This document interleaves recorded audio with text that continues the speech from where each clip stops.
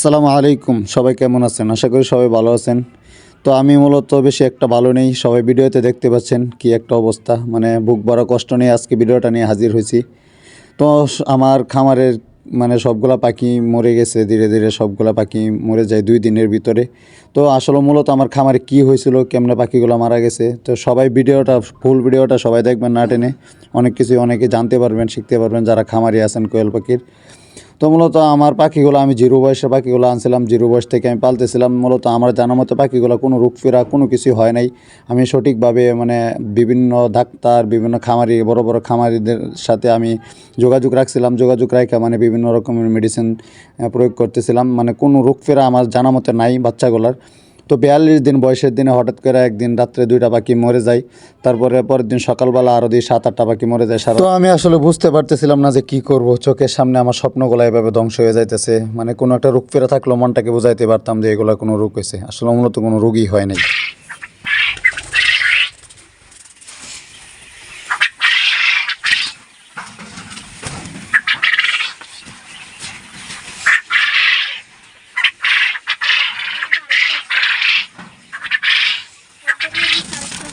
আপনারা দেখতে পারতেছেন পাখিগুলা কীভাবে ডাকতেছে সুস্থ সবল।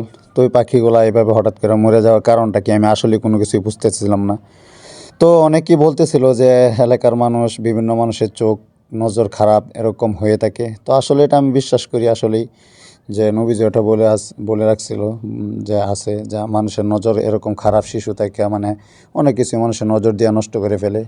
তো আমারও এরকম মনে হইতেছিল, সবাই এলাকাবাসী সবাই বলতেছিল হয়তো বা এরকম কিছু একটা হয়েছে, যে কেউ একটা খারাপ নজর দিছে, হয়তো এরকমটাই হইতে পারে। তো আমিও লাস্টের বেলায় মানে এটাই ভাবতেছিলাম এরকম, যেহেতু এলাকার মানুষ, এলাকা অনেকেই অনেক রকমের মানে অনেকের ভালো কিছু কেউ দেখতে পারে না। তো অনেক মানুষই আসতো অনেক জায়গার থেকে আসে আমার ফার্মগুলো দেখতো, পাখিগুলো দেখতো, মানে আসলে তো না করা যায় না। তো আসলে ভাগ্যের কি নির্মম পরিহাস, কিচ্ছু করার নাই। আল্লাহ আসলে হয়তো ভাগ্যে রাখে নাই, না হয়তো 42 দিন হয়ে গেছে আর কয়টা দিন পরে পাখিগুলো ডিম দিত। অনেকগুলো পাখি জবাই করছিলাম, এই পাখিগুলো জবাই করে ভিতরে গেছে, সবগুলাই ডিম হয়ে গেছে।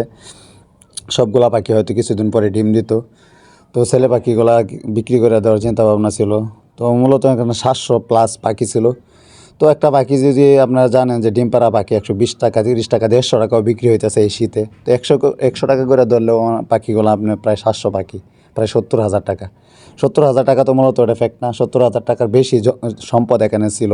যেহেতু পাখিগুলো ডিমে আসছিল, ডিম দিত, ডিম থেকে অনেক টাকা উপার্জন হইতো।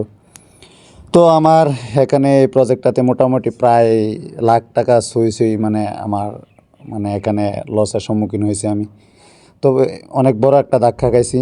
তো যারা ইউটিউব দেখে বিভিন্ন রকমের মানুষের খামার দেখে এরা যে খামার করতে চাইছেন, আসলে মূলত আপনারা একটু বুঝে শুনে খামারটা করবেন। রিস্ক আছে অনেক ভাই, এই জিনিসটার ভিতরে অনেকটাই রিস্ক, কারণ 1 থেকে 10 দিন পর ব্রোডিং করায় শীতের ভিতরে, এটা একটা বড় রিস্ক। আমি ওই রিস্কটা কাটাই উঠতে পারছিলাম, কিন্তু এই সুস্থ সবল পাখিগুলো এভাবে হঠাৎ করে মরে যাইব আমি আসলে বুঝতে পারি নাই। যাক আলহামদুলিল্লাহ, আল্লাহ হয়তো কোনো এক সময় হাত ভরে দিব। শুক্রিয়া, ইনশাল্লাহ আবার করব আমি। তো সবাই আমার জন্য দোয়া করবেন, আল্লাহ যেন এই বিপদটা থেকে, এটার থেকে আমাকে মানে উঠতে সাহায্য করেন। তো আল্লাহু আলাম, আল্লাহ ভরসা। তো কি করব, মানে আর কিছু বলার নাই। মানে আমি আসলেই অনেকটাই কষ্ট পাইছি। যে পাখিগুলা কোনো একটা রোগ ফেরা হইতো, যে আমার ব্যর্থতার কারণে পাখিগুলা মরে গেছে, তার মনটাকে বুঝাইতে পারতাম। আসলে ভাই সুস্থ সবল পাখিগুলা মানে নিজের চোখের সামনে রাত্রেবেলা বইছি, মানে একটা পাখি দরপর করে মরে যেতেছে, এরকম একটা অবস্থা। তো দেখতে পাচ্ছেন লাস্টের বেলায় যে আমরা আমার ছোটো ভাইকে নিয়ে পাখিগুলায় যে মাটি চাপা দিতেছি, এরকম আরও কয়েক খাঁচা মাটি চাপা দিছি।